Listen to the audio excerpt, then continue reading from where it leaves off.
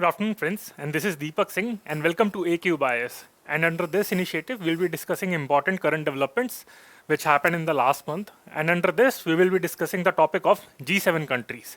So now your question might be that why are we discussing G7 countries? Because recently G7 summit of 2021 was held in UK in the month of June, and important developments happened around this, and such as the new Atlantic Charter, which was signed between UK and USA. Second is the Open Society Statement. And third, the initiative of Build Better World that was launched by the G7 countries to counter the China's BRI, that is Belt and Road Initiative.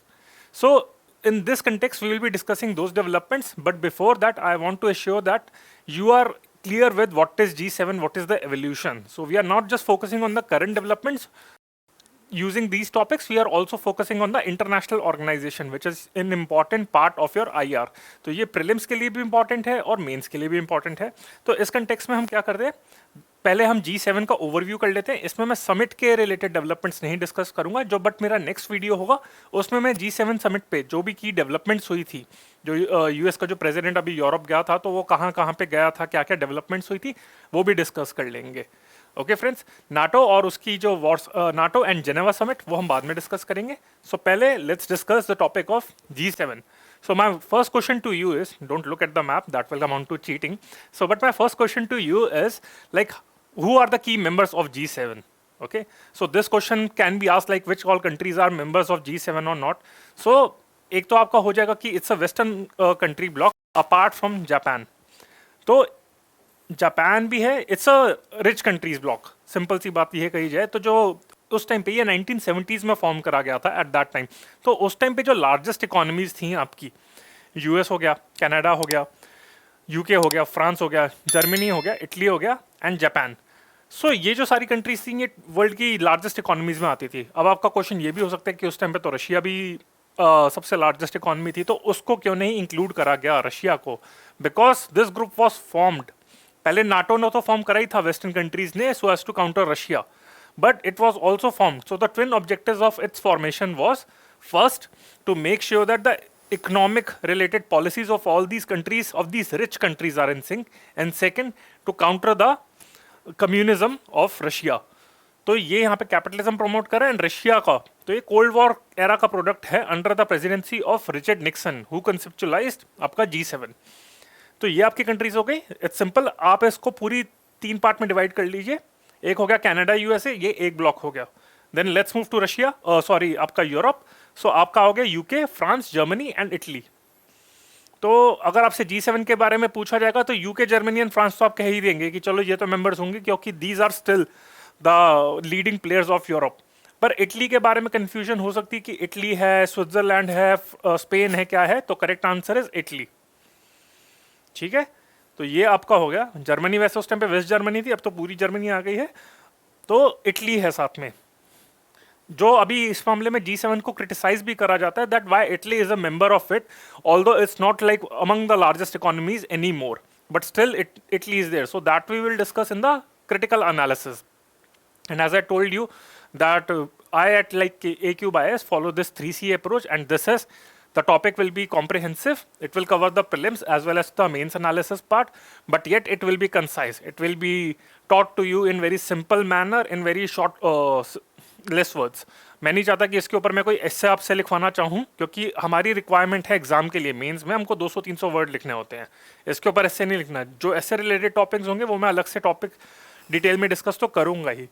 तो बहुत ही short way में concise कराना है. मैं नहीं चाहता कि वो आपके लिए एक महाभारत रामायण बन जाए. ठीक है, I don't want it to be test match for you. It will be like a taught in a T20 manner. तो थोड़ा टाइम के साथ हमको चेंज होना है. तो ये हमारी होगी 6 कंट्रीज. कनाडा, यूएस तो हो गई, ये आपकी नॉर्थ अमेरिका में आ गई. फिर then UK, Germany, France and Italy. These all are European countries. And then there is Japan. So UPSC might even confuse you by quoting south Korea instead of Japan. So the correct answer is आपका Japan है. So these are the 7 countries of G7. So let's discuss briefly about what G7 are. Countries मैंने discuss कर ली, इसके कुछ features भी discuss कर लेते हैं हम. पहली बात तो ये, it doesn't have a fixed headquarter, it doesn't have a fixed secretariat. तो ऐसा नहीं है जैसे आपका होता है कि भाई यूएनसीसीडी फॉर एग्जांपल, जैसे मैंने आपसे डिजिटिफिकेशन के बारे में टॉपिक डिस्कस करा था कल, तो आई hope you have like the lecture, आपने उसको पढ़ा होगा और उसे याद कर लिया होगा। तो मैंने आपसे डिस्कस करा था that the secretariat of UNFCCC which is a convention that is located at Bonn in Germany, even the secretariat of UNCCD is located at Bonn, but the secretariat of CBD, Convention of Biological Diversity, that is located in Montreal in Quebec in Canada. तो वो था।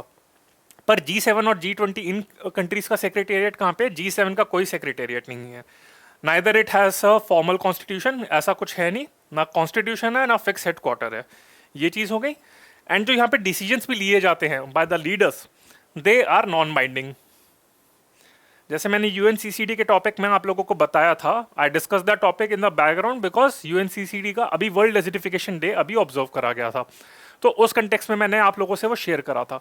तो उसमें मैंने बताया था कि UNCCD is the only is the first and only legally binding treaty with respect to desertification. तो वो लीगली बाइंडिंग है, बट द रेजोल्यूशंस और the decisions which are adopted at G7 summit are non binding. So whatever decisions were taken at the 2021 वाला summit, यानी कि अभी पीछे जो समिट हुई थी एक हफ्ते पहले, तो वहां पे वो डिसीजन सारे नॉन बाइंडिंग है। Even the open society statement that all that India sign, they are non binding. ठीक है, तो ये हो गया हमारा। They meet at annual summits, annual basis पे होता है, and again the presidency is rotated on annual basis among the member countries on rotation basis.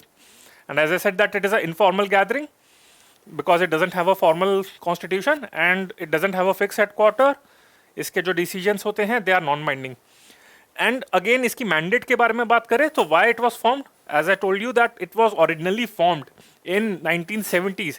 तो पहले तो वो इकोनॉमी को रिलेटेड, जब आपका ऑयल क्राइसिस चल रहा था, गोल्ड क्रैश चल रहा था, उस टाइम पे फॉर्म करा गया था to discuss the economic issues among the western rich countries along with Japan. But apart from that, it discusses various geopolitical issues. For example, at this summit, they decided to how to build back the world, to how to counter coronavirus, the pandemic, and also how to deal with climate change. So it's just not related to economy. It also discusses various other issues. So it can take up like any decision जो इसका मन करता है। ये था। And साथ में मैंने आपको बताया था कि G7 जैसे इसकी अगर रेवोल्यूशन में देखें तो it was formed like at the time of आपका रिचर्ड निक्सन था, यूएस का प्रेसिडेंट था, he played a major role, and it was formed in 60s and then it was formalize in 75 and Canada joined the group in 1976 and then it became G7 and even European union attended its meeting. So Canada ने जब join करा था 1976 में G7 आपका बन गया था। पर आपको ये शायद याद ना हो, अभी जो कुछ कैंडिडेट्स होंगे जो काफ़ी साल से प्रिपेयर कर रहे हैं और who have done that in depth analysis, so many of उनको शायद पता हो, but many of you might not know that G7 was in like few years ago, G7 was also known as G8, क्योंकि G7 now it was formed to counter Russia in 1970s as well as to coordinate the economic policies. But apart from that, in 1997 somehow उनको क्या हुआ, एकदम से क्या माता चढ़ गई उनके ऊपर, तो G7 बन गई G8 उस टाइम पे। तो उन्होंने कहा कि भाई अब ये ओरिजिनल 7 ये आपकी है, जो G8 बन गई थी, रशिया ने 1997 में ज्वाइन कर लिया था, तो फिर उसका G8 होने लग गया था, कहा जाता था इसकी। फिर 2024 में रशिया को एक्सपेल कर दिया गया था बिकॉज रशिया ने क्रीमिया करके एक रीजन है यूक्रेन में, again in Ukraine there was a region by the name of, or there is a region by the name of Crimea which Russia has annexed. तो इसके चक्कर में G7 रशिया को एक्सपेल कर दिया गया था। रशिया ने कहा मैं तो वापस करूंगा नहीं Crimea, I will keep on annexing it, तो उसके चक्कर में उन्होंने एक्सपेल कर दिया था। So now it's known as G7 again. तो द टाइमलाइन वही आपकी 1975 आपका G7 था, 1997 से 2004 तक ये आपका G8 हो गया। तो अभी और 2014 ऑनवर्ड्स ये आपका G7 हो गया था। ये तो वैसे ऑफिशियल है, बट इसके साथ में मैं आपको ये भी बताना चाहूंगा कि in 2018 there was a summit of G7 which was held in Canada, and at that time during the great Donald Trump, who was an anarchist, who felt like walking out of all the treaties, all the convention, all the organization. He thought the world and the world will go by his order. तो उसने G8 जो आपकी 2018 की summit थी, 2018 की जो summit थी Quebec में, the relations turned that sour, इतने खराब हो गए थे. So that summit was also known as G6+1. It was speculated that even a split among the G7 countries might happen, that US might even walk out of आपका G7 से. तो उस summit को 2018 के समिट को G6+1 कहा जाता था. Okay, G6+1. So 6 were the rest of the countries and 1 was USA. But again that is won't be ask for. ये G6+1 है, ये वैसे प्रीलिम्स के लिए इंपॉर्टेंट नहीं है, पर while writing your answer when we will ask about like what is the relevance of G7 when already we have a organisation by the name of G20 which has all the members of G7 plus other developing countries and even are about to become new leader by the name of China. So China और India जब already G20 में, तो G7 की जरूरत क्या है? ये तो वैसे भी एक फेलियर ऑर्गेनाइजेशन रही है. तो उसमें हम एनालिसिस में डिस्कस करेंगे कि 2018 में इसको G6+1 भी कहा गया था, बट अगेन ऑफिशियली नहीं, इनफॉर्मली ये मीडिया ने कहा था. ओके फ्रेंड्स, सो 2018 की समिट के बारे में ये जो मैं आपको बता रहा था कि इसके बारे में बताया था, एंड बिहाइंड द, अभी हमने टाइमलाइन डिस्कस कर दी, तो रीजन बिहाइंड इट्स फॉर्मेशन भी हमने डिस्कस कर ही लिया कि it was conceived in 1970s for 2 purposes by Richard Nixon. First, to address economic and political security differences, and second, to reinforce the dominance of Western democratic and liberal economic model in the global order. तो उस time पे 2 economic model थे, एक western democratic model था और एक Russia का communist model था. तो ये 2 मॉडल्स के बीच में कोल्ड वॉर चल रही थी, तो G7 इसी को रीइंफोर्स करने के लिए फॉर्म करी गई थी.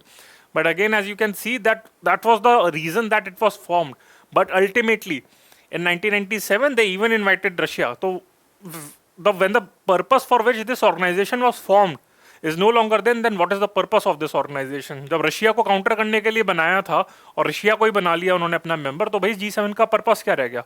सारे मेंबर्स तो वैसे ही G20 में हैं. सो that's why it is said that G7 अब डिक्लाइन हो रही है, और फिर रशिया को निकाल भी दिया था. तो ये किस टाइप की ऑर्गेनाइजेशन है? तो ये आपका हो गया. और उस टाइम पे देखा जाए तो रेलेवेंट होती भी थी, क्योंकि G7 की उस टाइम पे जो कंट्रीज थी उनका इकोनॉमिक शेयर 70% होता था, अब सिर्फ 47% रह गया इन द वर्ल्ड इकोनॉमी. तो 2018 के समिट के बारे में मैंने आपको बताया था कि यही कहा था कि उसको G6+1 भी कहा गया था. अब हम आते हैं एनालिसिस पॉइंट ऑफ व्यू पे. Okay, so let's discuss analysis. तो ये हमारा प्रीलिम्स पॉइंट ऑफ व्यू से हो गया. आपने अभी सब, आई होप आपको अब तक समझ आ गया होगा. अब हम एनालिसिस में आते हैं ताकि आपका मेंस में अगर आंसर आ जाए तो आपको पता चले. तो G7 जब ऑर्गेनाइजेशन फॉर्म हुई थी तब तो बड़ा अच्छा खासा चल रहा था. It was a happy union between all the members. But वही होता है ना, जैसे कोई रिलेशनशिप में थोड़ा टाइम बाद डिफरेंसेस आने लग जाते हैं, मियाँ बीवी की नोक झोंक, तो उसी तरीके से इनमें भी इश्यूज आने लग गए थे since 1996-97. Actually 2 financial crisis major थे. We are like in recent times. पहला जो मेजर फाइनेंशियल क्राइसिस था वो तो आपका ग्रेट डिप्रेशन था, फिर 70s में फाइनेंशियल क्राइसिस हुआ था, देन 1996-1997 एशियन फाइनेंशियल क्राइसिस हुआ था, एंड फिर एक बार आपका 2008 में आपका ग्लोबल रिसेशन हुआ था, जो आपका हम कहते हैं यूएस में ओरिजिनेट हुआ था. तो 1996-97 का जो एशियन फाइनेंशियल क्राइसिस हुआ था उसमें पता चला कि भाई G7 का जो पर्पस था वो क्या पर्पस था? To manage the economic aspect so that the world economy goes smoothly and coordinate the economic policies among all the members. But जब ये फाइनेंशियल क्राइसिस हुआ तो it was said that G7 failed to implement it. अब आप ये कहेंगे वैसे तो एशियन फाइनेंशियल क्राइसिस है, but all the member countries जो इसकी हैं apart from Japan are from आपका वेस्टर्न कंट्रीज हैं. तो फिर किस बात पे हम इसको ब्लेम कर रहे हैं? ये तो सिर्फ एशियन ऑर्गेनाइजेशंस कुछ होनी चाहिए, एशियन डेवलपमेंट बैंक ऑल दो नॉट इट्स मैंडेट, बट ऐसी कुछ ऑर्गेनाइजेशंस को हो गया. एशियान जो के कंट्री है ऑर्गेनाइजेशन है जो 1967 में फॉर्म हुई थी, तो उसका फेलियर हुआ ना एशियान का. हम इसको क्यों ब्लेम कर रहे हैं? बट अगेन ये जो कंट्रीज हैं आपकी G7 की, पहली बात तो जापान तो है ही ऑलरेडी. दूसरी बात ये कि इन कंट्रीज का जो डिसाइड करती है, जो ये डिसाइड करती है that is followed among all the countries. तो ये इकोनॉमिक पॉलिसीज इन्फ्लुएंस करती है, स्पेशली यूएसए हो गया, यूके हो गया, they influence the world economy policy. So that's why they are also blamed. So ये चीज हो गया. 1996-97 में स्टार्ट हुआ था. फिर दूसरा, अगर हमें if we move in a chronology manner, तो 1997 में G7 का हमने बात करी थी कि उसमें एक्सपेंशन हो गया था, दे इंक्लूडेड रशिया। सो वो रशिया को जो एक्सपैंड करा था, इंक्लूड करा था, so that was criticise because as I said earlier that the purpose that the G7 was formed was for two things. First, to coordinate the economic policies among the members so as to ensure that the world economy goes smoothly, and to counter the Russian model of economy, that was communism. अब Russia को ही जब उन्होंने include कर लिया तो फिर तो, और वो जो डेमोक्रेटिक कंट्री भी नहीं है, कम्युनिस्ट कंट्री है, वहाँ पे इलेक्शंस मतलब होते हैं पर फ्री एंड फेयर नहीं होते। अभी व्लादिमीर पुतिन ही वहाँ पे चल रहा है अभी तो, और पहले भी dictatorship kind of he rule चलता था। तो जब वो ना डेमोक्रेसी है और उसका कम्युनिस्ट मॉडल है, so how can it fit among the G7 countries? तो G7 कंट्रीज क्या हैं? एक strong economies with democratic credentials, ये आपका G7 का है, पर रशिया उसको क्राइटेरिया फिट नहीं कर रहा। दूसरी बात, ये इकोनॉमिक ऑर्गेनाइजेशन है, तो रशिया, अब यूएसएसआर का जो ब्रेकअप हुआ था, Soviet union collapse and it was succeeded by Russia. So Russia का उस टाइम पे तो इकोनॉमिक फेस काफी, अभी तो फिर भी रशिया इकोनॉमिकली थोड़ा बेटर है, इट इज लाइक हैज री emerge, I would say, still at not that अपना प्री कोल्ड वॉर एरा वाले टाइम पे तो नहीं पहुंचा वो, पर अभी भी रशिया काफी स्ट्रांग है। बट 90s का जो फेज था, that was the like worst phase of Russia in the last century, last 2 centuries। तो जब चाइना और इंडिया से भी रशिया पीछे इकोनॉमी में, तो रशिया को इंक्लूड क्यों करा गया, इंडिया को क्यों नहीं करा गया था? तो ये कहा गया था, इस वजह से रशिया का जो इंक्लूजन था क्रिटिसाइज करा गया था। और इंक्लूजन तो हमने चलो क्रिटिसाइज करा, साथ में हमने रशिया का जो इविक्शन था जो 2014 में, तो वो भी जस्टिफाई करता है कि रशिया इंक्लूड तो कर लिया था but it is no longer a democracy, और उन्होंने जो एनेक्स करा है that was criticise all over the world. तो यानी कि जो G7 का जो एक्सपेंशन था वो भी क्रिटिसाइज हो गया, इट वाज फेल्ड। सो ऐसा नहीं कि लोगों ने सिर्फ क्रिटिसाइज ही करा था, सो वो प्रूव भी हो गया that your experiment of expanding G7 with the inclusion of Russia has failed.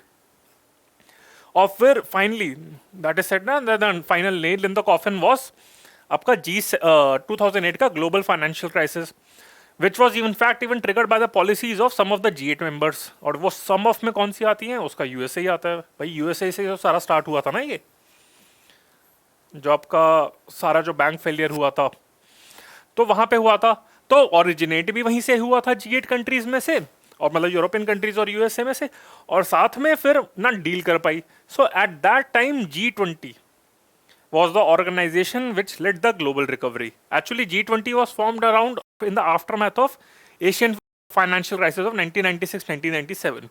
तो उसके आफ्टरमैथ में G20 ने को फॉर्म करी गई थी कि लोगों को, कंट्रीज को पता चल गया था कि भाई एशियन फाइनेंशियल क्राइसिस के बाद कि G7 के बस की है नहीं, अगला फाइनेंशियल क्राइसिस जो बड़ा होगा वो इनके बस की नहीं है।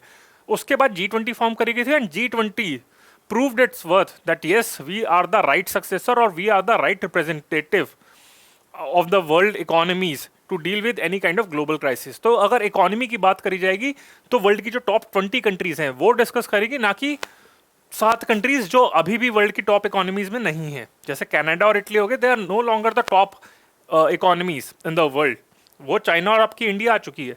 तो 2008 का क्राइसिस ने भी शो कर दिया कि भाई ये डिक्लाइन हो चुका है। और जब बात करें कि G7 जब फॉर्म करी गई थी तब उसका शेयर था 70%, पर अब इतना शेयर हो गया 47%। ठीक है, तो एंड अमंग द टॉप 7 अगर ग्लोबल इकोनॉमीज की बात करें तो यूएस हो गया, चलो Germany, Japan, UK and France तो है, पर Italy and Canada they don't fit in this list. देखो पर कैपिटा इनकम की अगर हम बात करें जाएं तो उसमें देखा जाए they have been replaced by India and China. अगर हम इंडिया की बात करें तो पर कैपिटा इनकम अभी भी उसकी इटली से कम ही है, मतलब पर कैपिटा हो गया कि यहाँ पे ऑन एवरेज बेसिस एक इंसान कितना पैसा कमाता है, तो वो इटली में ज़्यादा ही कमाता है। बट अगर ओवरऑल जीडीपी की बात करें जाए तो इटली का जीडीपी तो कम ही है, that has been replaced by India and China. So that is said that कि जो मैंने 2018 की समिट की बात करी थी विच इज G6+1,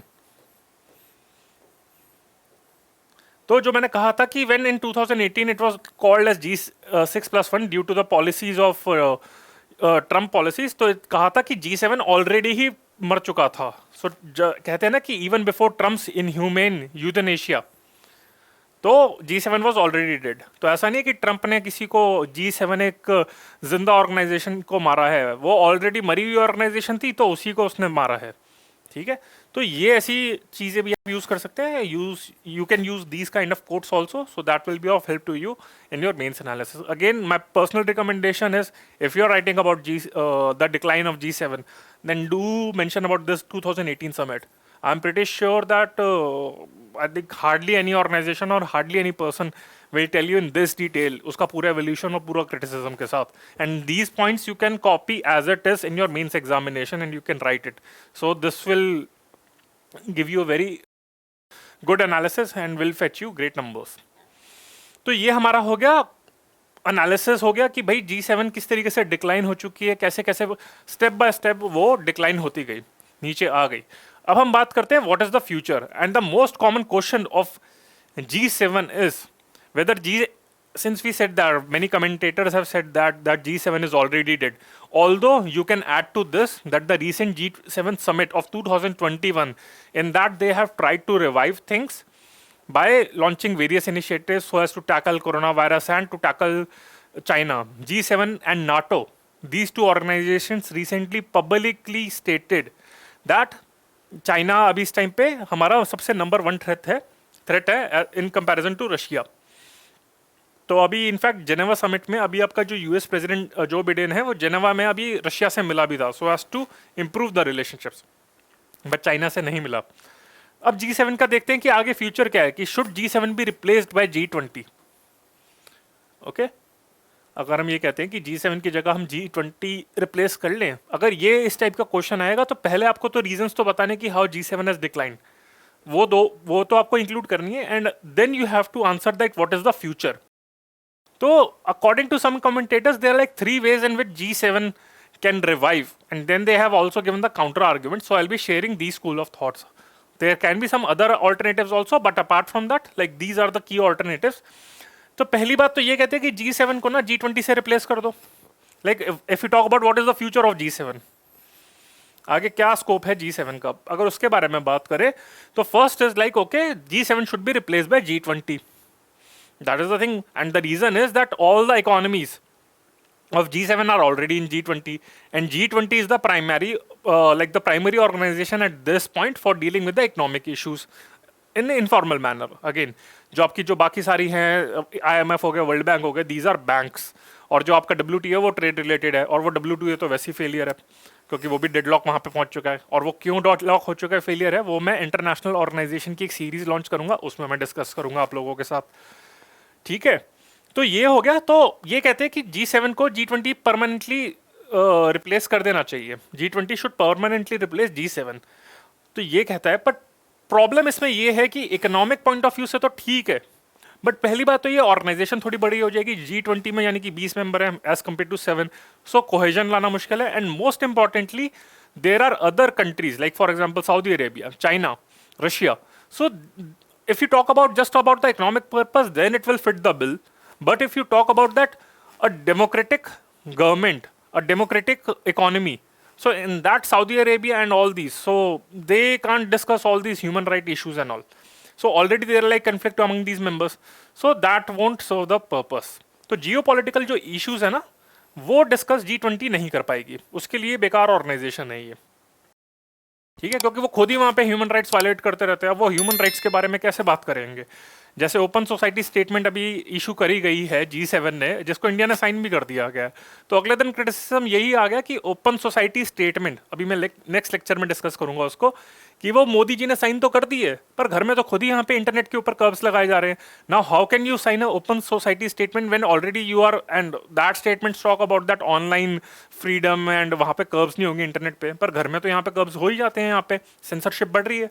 तो उसके कंटेक्स्ट में, although again it's like debatable whether it's increasing और not, but according to many media outlets journalist को हरास करा जा रहा है, ऑनलाइन इंटरनेट पे रूल्स लगाए जा रहे हैं, तो उसके कंटेक्स्ट में है, वो हम अलग से डिस्कस करेंगे। So again G20 is not suitable for geopolitical issues by the world leader, so G7 can. So this is the argument and this is the counter argument for G7 should be replaced by G20. ये हो गया हमारा पहला point. ठीक है, I hope it's clear with you. दूसरी approach ये है कि it should be reformed solely on the criteria of the size of the countries economy. तो उस टाइम पे ये कहा गया था कि पहले जब 70s में था तो then these G7 were already the top economies, ठीक है, except Russia. I don't know whether Russia की उस टाइम पे इकोनॉमी क्या थी, पर रशिया से ज्यादा उस टाइम, मतलब रशिया को छोड़ के बाकी जो 7 इकोनॉमीज थी उन्होंने G7 बना लिया। But since Canada and Italy don't fit the bill, don't fit the list, तो उसकी जगह पे उनको हटा के 2 नए मेंबर्स ले जाने चाहिए, that is China and India. तो ये है, पर इसका भी 2 क्रिटिसिज्म है। पहला क्रिटिसिज्म इसका ये आ जाता है चाइना के बारे में, दैट चाइना आ तो जाएगा बट चाइना और यूएस एक टेबल पे बैठेंगे कैसे। G20 में तो ये भी है कि भाई 20 चेयर्स है वहां पे, तो चाइना कहीं और छुप जाएगा, यूएस कहीं और छुप जाएगा, इधर उधर 2 लोग से मिल लेंगे तो आई टू आई कॉन्टैक्ट भी बच जाएगा अगर उनकी लड़ाई भी चल रही है। होता है ना कि अगर आप किसी पार्टी में जाते हैं तो लगता है अच्छा यार उस रिश्तेदार से तो मिलती नहीं है हमारी, अगर छोटी पार्टी है तो बात करनी पड़ जाएगी, पर अगर बड़ी पार्टी होती है, बड़ी ओकेजन होती है, शादी होती है, तो आप कहीं किसी और आउटलेट पर चले गए खाने के लिए, वो किसी और आउटलेट पर चले गए, तो आई कॉन्टैक्ट बच जाता है। तो G20 में कुछ ऐसा ही हिसाब किताब होता है। पर G7 में देखा जाए तो G7 में तो भैया आमने सामने बैठेंगे 7 लोगों में, तो कहाँ पे कितनी देर मतलब आई कांटेक्ट होगा, मिलना होगा। और वैसे ही यूएस और चाइना के बीच में ट्रेड रिलेशंस खराब हो रहे हैं। In fact G7 publicly criticised China इस टाइम पे कि this is like the biggest threat at this moment. There are 3 key threats according to G7 and this is first is corona virus, second is China and third is climate change. और तीनों में, बाकी दोनों में भी, climate change में भी और कोरोना वायरस में भी चाइना का हाथ है, तो चाइना तो नहीं आएगा। दूसरी बात आती है कि इंडिया को G7 का मेंबर बना लेना चाहिए। इसी वजह से पिछले 2 साल से, मतलब इस समिट में और पिछली समिट में, इंडिया को एज अ गेस्ट स्पीकर बुलाया जा रहा था। वो इसलिए कहा जाता है कि भाई इंडिया की इकोनॉमी स्ट्रांग चल रही है, ठीक है, पर प्रॉब्लम ये है कि इंडिया का देखा जाए तो वैसे ओवरऑल इकोनॉमी सही है, पर कैपिटा इनकम का क्राइटेरिया देखा जाए तो उसमें इटली और कनाडा से बहुत पीछे है। तो इंडिया इज लाइक, वो होता ना एक यूनिक केस है, वैसे रिच है, like India is rich but people are poor. China में पावर्टी फिर भी काफी कम कर दिया, पर इंडिया में तो पावर्टी बढ़ रही है, मतलब खासकर ये कोरोना वायरस के टाइम पे तो वैसे अनएम्प्लॉयमेंट बढ़ रही है। चलो वो तो हर जगह पे बढ़ रही है, बट ओवरऑल भी number of poor people are like in huge number, per capita income बहुत अभी कम है। आपके अंबानी हो गए, वो टॉप लिस्ट में आ जाते हैं, but he is like one of the few exceptions. चलो काफी यूनिकॉर्न्स भी हो गए, बिलियनर्स भी काफी ज्यादा बढ़ रहे हैं, but then the number of poor people, if you talk about income inequality, then India में काफी इश्यूज हैं। सो दैट्स व्हाई ये उसका आर्ग्यूमेंट है, ये उसका काउंटर आर्ग्यूमेंट है। एंड तीसरा एक और भी है, for example tomorrow if the list change, then will you like okay keep on changing the organisations. अगर मान लो अगर कल को आपकी फ्रांस और जर्मनी पीछे हो जाए, या फिर आपकी जो बाकी कंट्रीज हैं वो भी पीछे हो जाए, यूके पीछे आ जाए, तो क्या इनको भी हटा दिया जाएगा अगर कोई इनकी रिप्लेसमेंट आ गई तो ये आर्ग्यूमेंट कहा जाता है। तो हमारी ये थी आपकी सेकेंड अप्रोच हो गई। पहली अप्रोच थी G7 to G20, second approach थी G7 का economic criteria, and third option is a new G6 around the BRICS country should be formed. Okay, जैसे G6 हो गया, G7 हो गया आपका, तो ब्रिक्स कंट्री के अराउंड ही, जैसे ब्रिक्स करके ऑर्गेनाइजेशन है, Brazil, Russia, India, China and south Africa, इसमें चलो टर्की भी डाल दो, ओके, इंडोनेशिया भी डाल दो। सो these organizations are also known as MINT. I think M is for Mexico, I for Indonesia, N for Nigeria, and T is for Turkey. So ये कहा जाता है कि ब्रिक्स तो जैसे इमर्जिंग इकोनॉमीज हैं, but after BRICS the leading countries are MINT economies. तो ये कहा जाता है कि एक दो को इनको भी इंक्लूड कर लो एंड एक नया G7 बना दो, क्योंकि ब्रिक्स का अगर शेयर भी देखा जाए तो इनका भी जीडीपी शेयर 30% है। अगर G7 का अगर शेयर 47% है तो ब्रिक्स का शेयर भी 30% है, जो कम नहीं है। बट यही कहा जाता है कि भाई जब तक यूएस नहीं होगा ना, तब तक उसके बिना कुछ तुम इंप्लीमेंट कर नहीं सकते। So without US this organisation और any organisation will be incomplete, because ultimately even though US is declining and is being slightly overtaken by China, मतलब अभी टाइम लगेगा उसमें, तो यूएस का थोड़ा डिक्लाइन हो रहा है, बट यूएस अभी भी है यहाँ पे, चलती यूएस की ही है। तो उसके बिना कोई भी ऑर्गेनाइजेशन ना वर्ल्ड इकोनॉमी सेट नहीं कर सकता। और अगर यूएस आ गया तो अगेन वो इशू आ जाएगा कि भाई चाइना और यूएस आ जाएंगे, तो ये इशू आ जाएगा। So these are the 3 approaches which we discussed. जो आपको अप्रोच ठीक लगे आप बोल दीजिएगा। तो इन 3 अप्रोच के बाद यही हम कहेंगे। जो पहली अप्रोच क्या थी, G7 की जगह G20 हो जाए, ठीक है, ये फर्स्ट अप्रोच थी। सेकंड थी G7 में इंडिया एंड चाइना, और थर्ड अप्रोच थी G7 ब्रिक्स और G7, मतलब एक नया ग्रुप बना देना चाहिए इसके। तो ये आपकी 3 अप्रोचेस हैं जो हमने डिस्कस कर लिए, उसके argument in favour and counter arguments भी। Okay friends, kindly have a look at this. तो ये याद रख लेना। तो जो आपको ठीक लगे आप अपने हिसाब से शेयर कर लेना। और फिर अगर हम डिस्कस करें फाइनली, जो हम G20 के बारे में बात कर रहे थे काफ़ी देर से, तो व्हाट एग्जैक्टली इज G20? तो G20 मैंने बताया था कि it's a group of 20 countries, apart I think EU is also a member. तो G7 मेंबर जो है वो तो हैं ही उसके member, and apart from that it also comprises Argentina, Australia, Brazil, China, Indonesia, Mexico, Russia, Saudi Arabia, south Africa, south Korea and Turkey. तो जो Turkey आ गई इसमें, आई थिंक हाँ, अफ्रीका से सिर्फ साउथ अफ्रीका है, और आपकी लैटिन अमेरिका भी आ गई। तो इट्स सो रिप्रेजेंटेटिव, सारे कॉन्टिनेंट्स आपके यहाँ पे है। लैटिन अमेरिका हो गया, अफ्रीका हो गया, आपका वेस्ट एशिया हो गया, सारे रीजन्स आपके यहाँ पे रिप्रेजेंटेटिव है, ठीक है। तो ये G7 और G20 का हो गया जोग्राफिकली टर्म में। सो G20, अगर G7 का शेयर है 47% वर्ल्ड इकोनॉमी, तो G20 का है 80%।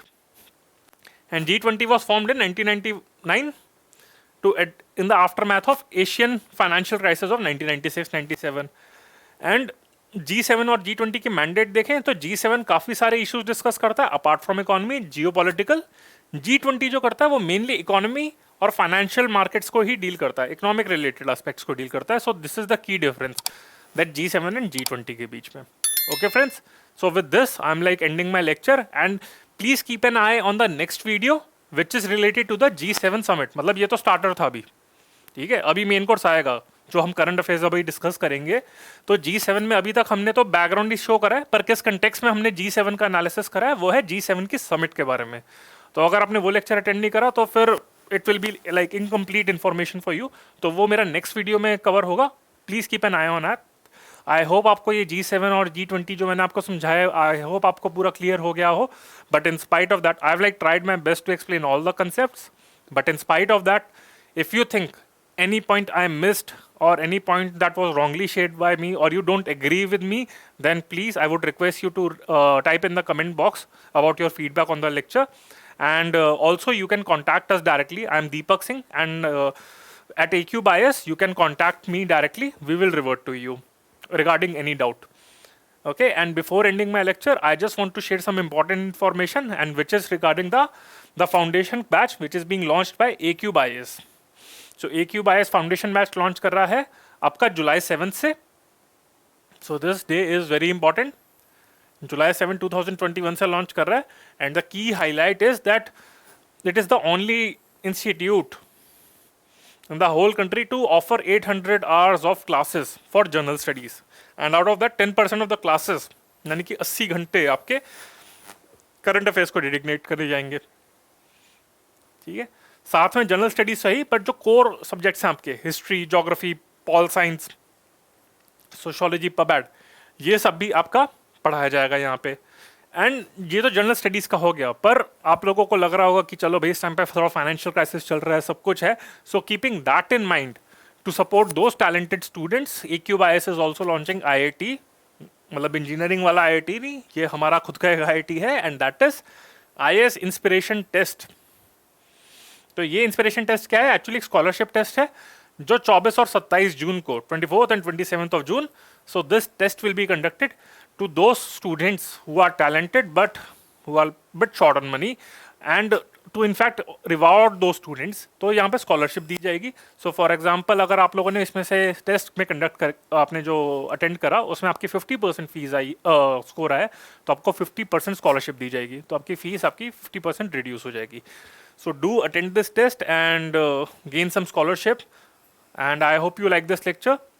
तो अगर आपको ये लेक्चर पसंद आया तो please do like it, share it and subscribe to our channel and keep an eye on the next video. मैं थोड़ी देर में वो अपलोड करूंगा विच इज़ G7 का summit of 2021 which was held in UK। तो उसमें मैं न्यू अटलांटिक चार्टर के बारे में डिस्कस करूंगा, आपका ओपन सोसाइटी स्टेटमेंट के बारे में, और बिल्ड बैक बेटर वर्ल्ड जो इनिशिएटिव है जो चाइना को काउंटर करने के लिए है उसको भी डिस्कस करूंगा। Okay friends, this is Deepak Singh at AQ Bias। I hope you like this. Okay, bye.